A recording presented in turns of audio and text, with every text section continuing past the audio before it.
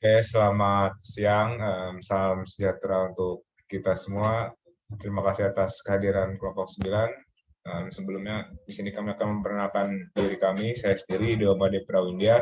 Ada Abang Ebel, ada Andika Pramana, Kak Fani Nur Fadila, Nasib Trisikmunte, dan Romualdo Nadea.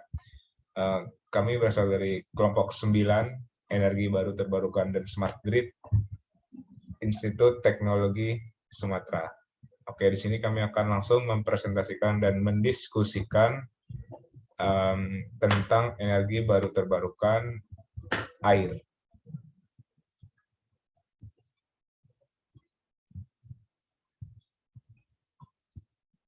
Baik, ini adalah awal pembuka kami. Potensi energi hidrogen di Jepang. Yang akan saya baca terlebih dahulu. Teknologi hidrogen cair di Jepang. Jepang sedang menggerakkan sebuah proyek ambisius dengan target baru untuk mencapai nol karbon pada 2050 atau net zero emission. Pemerintah Jepang sedang berupaya untuk menemukan opsi bahan bakar baru yang lebih hijau, termasuk pengembangan hidrogen cair yang dianggap ambisius namun kontroversial rantai pasokan energi hidrogen. Jepang juga telah menciptakan kapal hidrogen pertama di dunia, yaitu Jepang Suiso Frontier, yang dibangun Kawasaki Heavy Industry (KHI) tiba di Australia minggu ini dari Kobe. Suiso Frontier merupakan kapal tanker berbahan bakar hidrogen cair pertama di dunia. Penggunaan bahan bakar hidrogen sebagai solusi untuk beralih ke energi yang lebih bersih dan mengurangi emisi karbon dari pembakaran batu bara. Proyek ini sedang dikembangkan oleh konsorsium perusahaan Jepang dan Australia, termasuk Kawasaki Heavy Industry, Organisasi Energi Jepang J-Power, dan AGL dari Loyang. Hidrogen diangkut dalam bentuk gas yang dicairkan sebelum diekspor. Kapal tanker Suiso Frontier yang memiliki berat kotor 8.000 ton akan melakukan perjalanan 2 minggu untuk mengangkut hidrogen cair ke Kobe di Jepang. Kapal tanker Suiso Frontier mempunyai kapasitas tangki penyimpanan 1.250 meter kubik dan mempunyai bawaan hidrogen pada 0,15% dari volume aslinya ketika dalam keadaan gas. Selanjutnya ada teknologi, masih di teknologi Jepang. Tahun lalu, HSC mulai mengekstraksi 70 kg hidrogen per hari dari batu bara coklat di lembah Latrobe. Batu bara coklat yang dimaksud ini merupakan batu bara jenis keempat dari jenis batu bara, yaitu batu bara lignit, yang memiliki kandungan karbon sedikit, namun bisa dikolaborasikan dengan hidrogen yang dimaksud dalam teknologi hybrid hidrogen ini. Sekitar 135 km, 84 mil, timur Melbourne. Selama ini, batu bara coklat telah lama menjadi bahan bakar pembangkit listrik paling berpopulasi di Australia. Hidrogen diproduksi dengan mereaksikan batu bara dengan oksigen dan uap di bawah panas bertekanan tinggi. Kemudian diangkut dengan truk ke lokasi pelabuhan dan didinginkan hingga minus 263 derajat Celcius atau minus 423 Fahrenheit, mencairkannya untuk diekspor. Bahan bakar hidrogen dilihat sebagai jalan menuju industri dekarbonisasi yang bergantung pada batu bara, gas, dan minyak. Ini sejalan dengan rencana Jepang untuk mencapai emisi nol bersih pada tahun 2050. Australia bertekad untuk menjadi pengekspor utama bahan bakar hidrogen dan memproduksi hingga 225.000 ton hidrogen per tahun dengan latar belakang ingin mengurangi emisi karbon dari batu bara. Selanjutnya akan dilanjutkan oleh rekan saya.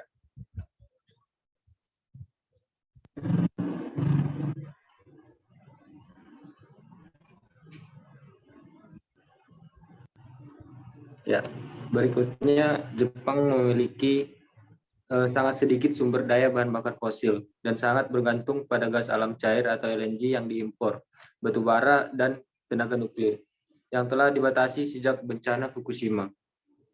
Negara pegunungan yang rawan bencana alam ini sedang berjuang untuk meningkatkan produksi energi terbarukannya, dan karena itu sedang menyelidiki berbagai alternatif bahan bakar. Jepang telah berinvestasi besar-besaran dalam proyek hidrogen yang hanya menghasilkan uap dan tidak ada karbon dioksida saat dibakar, menjadikannya sebagai pusat perhatian publik. Jepang saat ini memproduksi hidrogen di dalam negeri dalam bentuk cair dan gas terkompresi, kebanyakan dari gas alam dan minyak. Negeri Sakura ini menggunakan hidrogen dalam sel bahan bakar. dalam sel bahan bakar mikro untuk bangunan tempat tinggal, pembangkit listrik eksperimental, dan kendaraan sel bahan bakar. Tetapi sayangnya produksi dalam negeri masih terbatas dan mahal.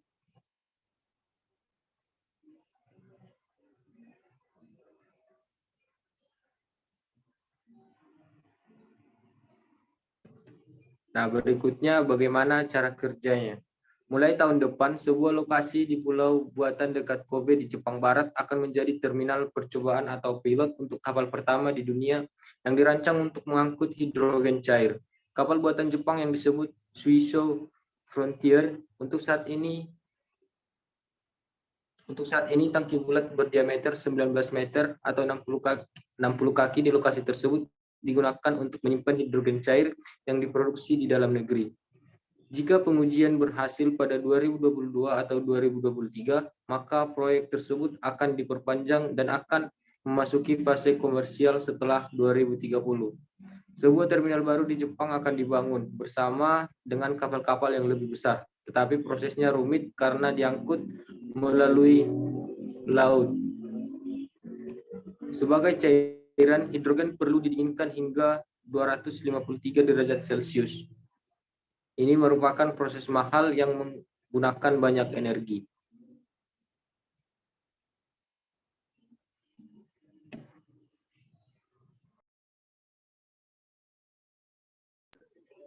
Baik, selanjutnya masih berhubungan tentang hidrogen, yaitu apakah hidrogen ini benar-benar energi hijau. Kredensi hidrogen hijau sangat bergantung pada bagaimana ia diproduksi.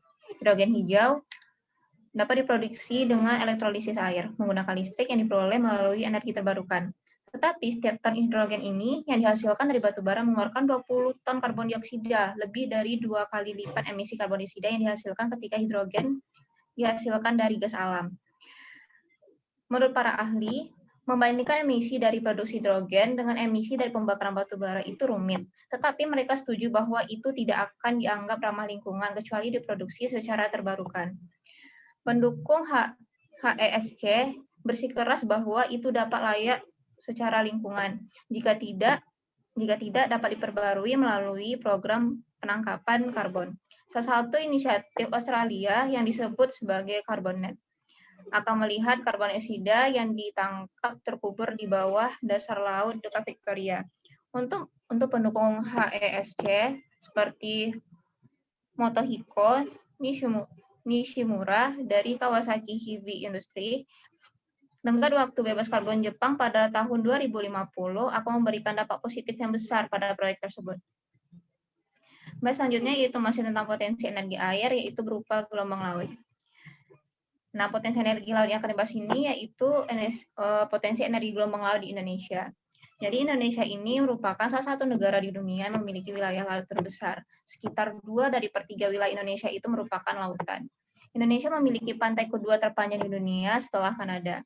Energi laut yang dihasilkan dari gerakan dan perbedaan suhu lapisan laut atau samudra merupakan sumber energi di perairan laut yang berupa energi pasang surut, energi gelombang, energi arus laut, dan energi perbedaan suhu lapisan laut.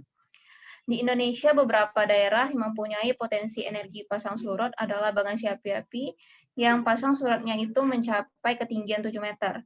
Teluk Palu, yang struktur geologinya merupakan patahan atau palu graben, sehingga memungkinkan gejala pasang surut.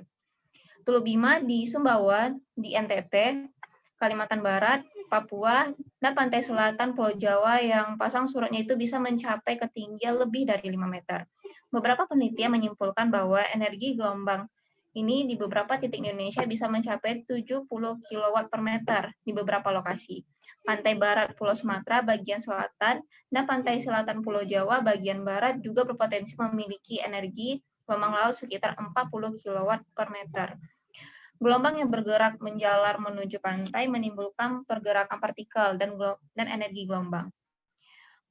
Oscillating Water Column atau OWC merupakan salah satu sistem dan peralatan yang dapat mengubah energi gelombang laut menjadi energi listrik dengan menggunakan kolom osilasi. Baik, untuk materi selanjutnya akan disampaikan oleh teman saya. Silakan.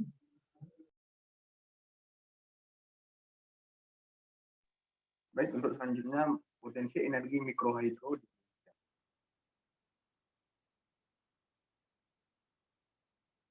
Potensi energi mikrohidro di Indonesia. Indonesia kaya akan dengan potensi energi terbarukan, antara lain energi surya, bayu, biomasa, laut, dan panas bumi, yang belum dimanfaatkan secara optimal.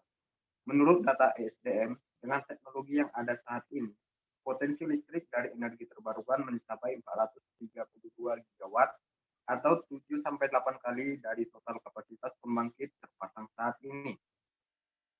Dari potensi tersebut, baru sekitar 7 gigawatt yang telah dimanfaatkan secara komersial. Dan hingga tahun 2028 akan ada penambahan sekitar 29 gigawatt oleh PLN berdasarkan rencana usaha penyediaan tenaga listrik atau disingkat RUPTL 2019 sampai 2028. Sementara itu, Rencana Umum Energi Daerah atau RUED yang disusun oleh 34 pemerintah provinsi mengindikasikan total kapasitas terpasang energi terbarukan pada tahun 2025 mencapai 48 gigawatt. Mayoritas pembangkit listrik energi terbarukan yang ada maupun yang direncanakan mengandalkan tenaga air atau panas bumi. Dari 7 gigawatt kapasitas terpasang yang ada, 66% adalah pembangkit listrik tenaga air dan 27% pembangkit listrik tenaga panas bumi. Demikian pula dari 29 gigawatt rencana penambahan dalam RUPTL, 50% berupa PLTA dan 26% berupa PLTP. Di sisi lain, rencana pembangunan pembangkit listrik tenaga surya hanya sebesar 7%, walaupun potensinya hampir mencapai 50% potensi energi terbarukan di Indonesia. Dalam RUED, rencana pembangunan PLTS memiliki potensi yang besar mencapai 16%. Selanjutnya akan dilanjutkan oleh rekan saya. Pembangkit listrik tenaga hidro atau PLTH mulai dikembangkan di Indonesia di Hindia Belanda pada tahun 1882 untuk mendukung industri teh. Hingga tahun 1910 terdapat sekitar 400 PLTH. Secara umum, berdasarkan Peraturan Menteri Pekerjaan Umum dan Perumahan Rakyat Republik Indonesia Nomor 9 Tahun 2016, pembangkit listrik memanfaatkan air digolongkan menjadi 3, yakni pembangkit listrik tenaga air atau PLTA, pembangkit listrik tenaga mini hidro atau PLTM, dan pembangkit listrik tenaga mikrohidro atau PLTMH. Besarnya daya yang dihasilkan sistem pembangkit listrik tenaga air berkorelasi dengan potensi debit air dan heat. Semakin besar debit air atau heat pada suatu daerah, maka semakin besar pula potensi daya listrik yang dapat dihasilkan. Secara prinsip, tidak ada perbedaan antara pembangkit listrik mini hidro atau PLTM dan mikrohidro atau PLTMH. Sistem pembangkit listrik juga dapat dibangun dengan atau tanpa heat, disesuaikan dengan potensi wilayah setempat. Tanpa heat artinya sistem pembangkit listrik menggunakan aliran air sungai atau irigasi secara natural untuk menggunakan aliran air sungai atau irigasi secara natural untuk menggerakkan turbin. Umumnya sistem pembangkit model ini menggunakan turbin impuls yang tidak seluruhnya terendam di dalam air. Selanjutnya akan dilanjutkan oleh teman saya.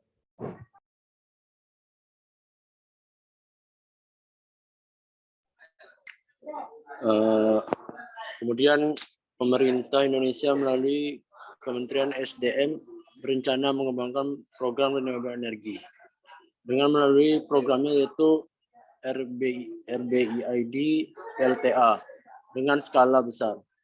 Bisa dilihat harga beli listrik dari 4 jenis PLTA menggunakan sistem VIT, feed-in tarif.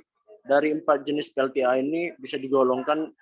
Yang pertama yaitu PLTA yang memanfaatkan air terjun, yang kedua PLTA yang memanfaatkan waduk atau bendungan, yang ketiga PLTA yang memanfaatkan ekspansi, dan yang keempat PLTA yang mengandalkan excess power. Dan di sini Indonesia memiliki potensi energi hidro sebesar 75.000 megawatt. Kemudian bisa dilanjutkan dengan kajiannya yaitu terhadap lokasi-lokasi potensial dengan melakukan screening dirangkum dalam Hydropower Development Plan tahun 2011. Kajian ini berguna untuk meningkatkan kualitas data potensi hidro sehingga potensi semula yang 75.000 megawatt di 1.249 lokasi di screening menjadi 12.854 megawatt di 89 lokasi. Kemudian hasil ini akan dimasukkan ke dalam rencana pengembangan pembangkit listrik hingga tahun 2027. Kemudian lokasi-lokasi tersebut telah menjadi hak milik PLN. Nah, kita bisa melihat dari grafik kedua ya. Grafik pada gambar 1 menunjukkan itu potensi energi terbarukan nasional menurut teknologi. Menurut di PLTMH, terdapat potensi 19.385 megawatt. Dari jumlah keseluruhannya PLTA yaitu 75.091 megawatt. Nah, bisa dilihat di grafik yang kedua, yaitu di Rencana Pembangunan Pembangkit Listrik Energi Terbarukan atau RUPTL PLN tahun 2019 sampai 2028 bisa menunjukkan yaitu potensi atau maksudnya di sini rencana RUPTL-nya yaitu PLTA 14.457 megawatt. Itu untuk PLTA. Sedangkan untuk PLTMH yaitu sekitar 2.791 megawatt. Nah, di sini bisa dilihat pemerintah saat ini sedang fokus untuk membangun rancangan PLTA dengan potensinya yaitu yang sangat besar sekitar 75.091 megawatt.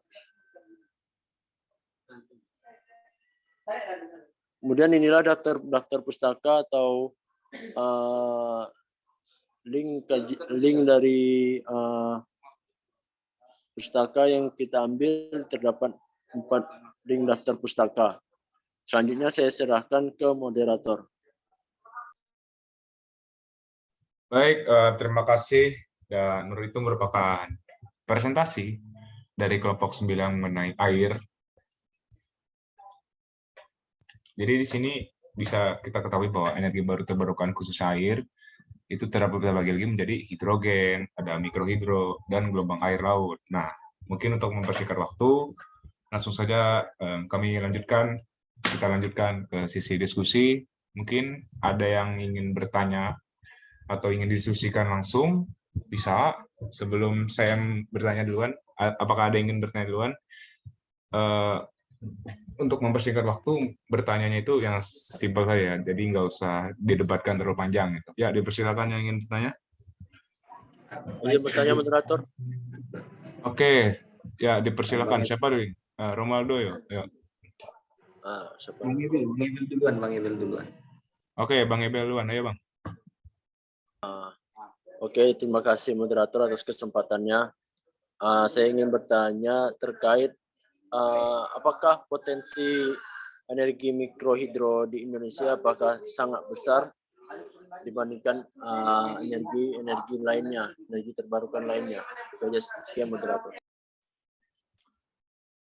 Oke, terima kasih untuk Bang Ebel. Jadi pertanyaannya itu, apakah energi mikrohidro itu berpotensi lebih besar daripada energi lainnya, gitu ya, Bang?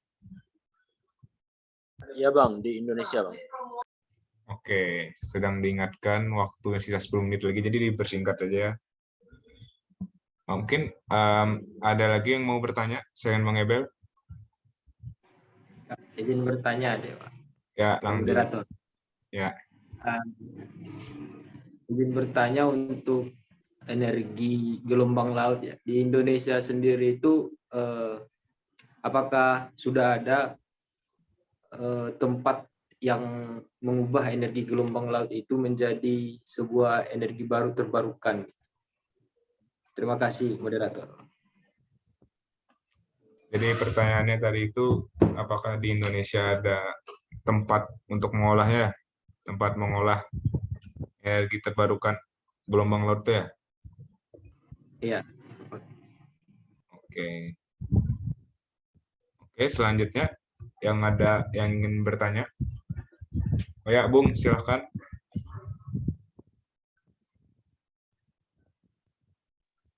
Baik, terima kasih waktunya moderator. Ini saya ingin bertanya mengenai gelombang laut kan. Gelombang laut itu identik dengan pasang surut air laut, yang mana kita ketahui bahwa pasang surut air laut itu dipengaruhi oleh gaya gravitasi bulan. Nah, bagaimana kita mengetahui bahwa supaya gravitasi bulan di suatu daerah itu yang dikatakan memiliki potensi itu bisa stabil gitu, gelombang pasang surut air laut. Terima kasih.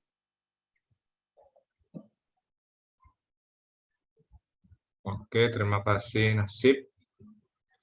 Ya, selanjutnya. Izin bertanya. Ya Kak, dipersilakan Kak. Nah, jadi kan kita sekarang ngebahas tentang potensi air kan, potensi air Indonesia ataupun di luar Indonesia. Ada mikrohidro sama PLTA juga termasuk itu kan, salah satu pembangkitnya. Nah, jadi kalau untuk misalnya beberapa tahun ke depan, itu tuh Indonesia sendiri ataupun luar negeri itu lebih banyak mengembangkan PLTMH atau PLTA untuk pembangkitnya. Karena kan itu sama-sama memanfaatkan energi air. Jadi PLTA atau apa tadi Kak? Apakah Indonesia ataupun di luar Indonesia itu lebih banyak mengembangkan PLTMH atau PLTA? Kan itu sama-sama itu memanfaatkan energi air. Oke. Jadi ini untuk pertanyaan Andika ya. Dik, coba ditanyakan jadi langsung Dik.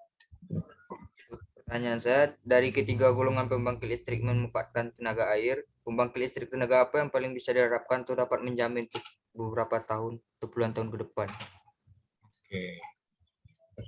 Jadi itu ya 5 pertanyaannya. Nah, ini pertanyaan dari aku, karena aku juga bagian dari kelompok ya. Jadi pertanyaanku, tadi di hidrogen kan, itu ada yang disinggung tentang batu bara ya, batu bara lignit, batu bara coklat. Itu kan batu bara yang kandungan karbon sedikit. Nah, pertanyaan aku, apakah batu bara itu jika suatu saat di 2050 energi baru terbarukan sudah berkembang pesat, apakah batu bara masih diperlukan? Oke. Berhubung remaining time Zoom tersisa 6 menit, jadi yang ingin menjawab atau berdiskusi dipersilahkan. Tapi aku awali dulu dengan diskusi aku dulu ya. Jadi nanti kalau ada yang mau lanjut disilahkan langsung motong itu aja nggak apa-apa. Jadi gelombang air laut yang tergantung bulan tadi itu kalau menurutku iya. Jadi pemerintah ini pasti sudah mengestimasi nih potensi daerahnya itu. Apakah daerah ini dia memiliki gelombang laut yang stabil atau surut gitu kan. Kalau sederhananya dari aku, ya kita balikan lagi semuanya ke pemerintah gitu. Untuk kedepannya mereka pasti telah memilih mana suatu wilayah yang memang benar-benar, oh ini pasti pasang ini. Jadi kita bisa mengembangkan suatu PLT gelombang laut gitu kalau dari aku. Oke, terus tadi pertanyaan selanjutnya untuk mikrohidro ya. Apakah itu lebih besar dari energi yang lain? Jadi dari grafik PLN tadi itu potensi mikrohidro itu masih tergolong rendah, yaitu 4,5% atau 19.385 megawatt. Dan saat ini yang masih mendominasi Indonesia itu PLTS surya. Karena apa? Karena Indonesia ini kan tropis panas, jadi mataharinya itu banyak. Jadi kenapa PLTS lebih mendominasi di energi baru terbarukan ini? Oke. Mungkin ada yang mau lanjut diskusi, nggak apa-apa. Tadi langsung open mic saja. Terus, apa tadi? Tempat mengolah energi gelombang laut. Nah, ini sebenarnya berkesinambungan sih dengan pertanyaannya Saudara Nasib tadi. Kita balikan semuanya ke pemerintah. Yang dimana estimasi itu kan 2050 ya. 2050 itu baru net zero emission, di mana segala pembangkit listrik tenaga energi baru terbarukan itu digunakan. Jadi pastinya kalau gelombang laut tempat mengolahnya pasti disediakan.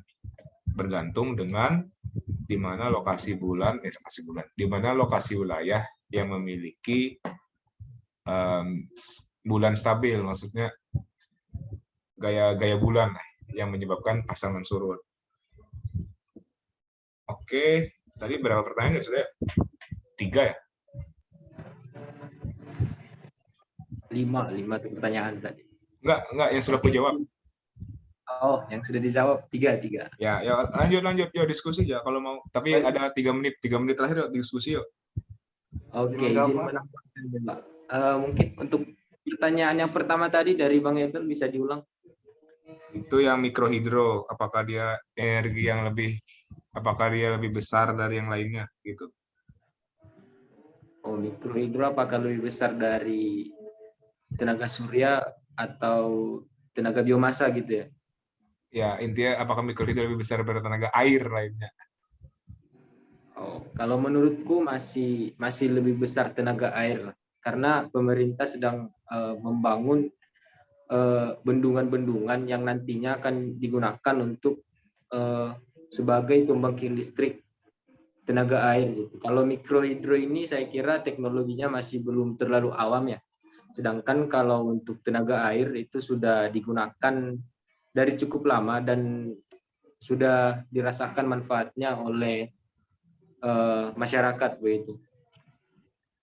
Oke, mantap. Berarti bendungan ya? Ya. Bendungan untuk, lebih oke. Gelombang laut di Indonesia tadi ya. Menurutku gelombang laut di Indonesia itu cukup strategis mengingat perubahan cuaca kita disebabkan oleh perubahan angin ya. Jadi tiap tahunnya angin itu berhembus cukup kuat sehingga itu akan mempengaruhi gelombang air laut di negara kita. Mungkin teman-teman yang lain boleh menambahkan. Terima kasih. Oke, jadi tadi langsunglah gelombang laut. Nah, gelombang laut ini lanjut ke pertanyaan Kak tadi. Jadi gelombang laut, apakah PLTA lebih dominan beberapa tahun depan dari PLTMH?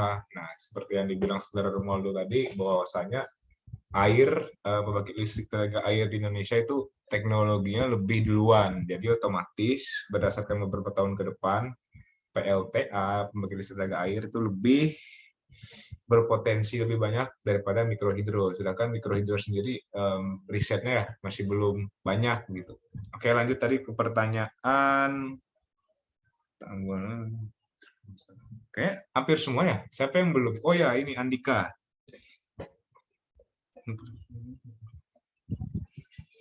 Untuk dari ketiga tadi itu pembangkit listrik yang bisa paling diharapkan dari air ya, Dik ya.